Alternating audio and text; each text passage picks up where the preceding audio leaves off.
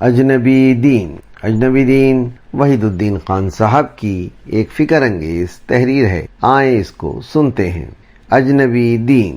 امام مسلم بن الحجاج نے اپنی صحیح میں کتاب الایمان کے تحت ایک باب ان الفاظ میں قائم کیا ہے: اسلام ابتدا میں اجنبی تھا اور انتہا میں بھی اجنبی ہو جائے گا اور دو مسجدوں میں سمٹ جائے گا۔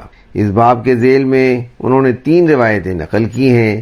ایک روایت یہ ہے: عن ابی ہریرہ قال قال رسول اللہ صلی اللہ علیہ وسلم بدأ الاسلام غریبا فسیعود کما بدأ غریبا فطوبی للغرباء۔ صحیح مسلم حدیث نمبر 372۔ ابو ہریرہ رضی اللہ تعالی عنہ کہتے ہیں کہ رسول اللہ صلی اللہ علیہ وسلم نے فرمایا، اسلام اجنبی کی حیثیت سے شروع ہوا اور پھر اسی اجنبی حالت کی طرف لوٹ جائے گا جیسا کہ شروع ہوا تھا۔ بس خیر و سعادت ہے اجنبیوں کے لیے۔ اسلام 7ویں صدی کے عرب میں بنو اسماعیل کے درمیان آیا۔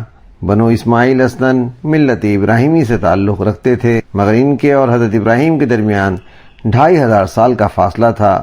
لمبی مدت کے نتیجے میں ان کے اندر دینی بگاڑ آ چکا تھا۔ وہ دین ابراہیمی کے نام سے صرف دین آبا کو جانتے تھے۔ اس بنا پر ابتداً ان کے لیے پیغمبر اسلام کے پیغام کو سمجھنا مشکل بنا رہا۔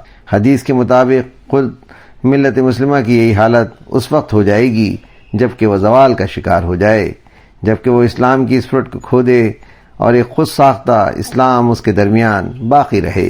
امت پر جب بھی یہ وقت آتا ہے تو وہ دین کے نام سے صرف دین اکابر کو جانتی ہے اور دین خدا اس کے لیے اجنبی چیز ہو جاتا ہے۔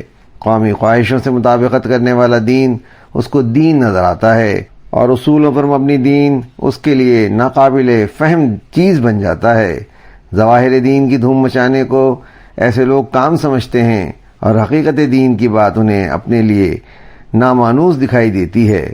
ایسے ماحول میں جو لوگ قرن اول والا دین اختیار کریں وہ دوبارہ لوگوں کو اجنبی دکھائی دینے لگتے ہیں۔ تحریر وحید الدین خان، آواز سراج الدین۔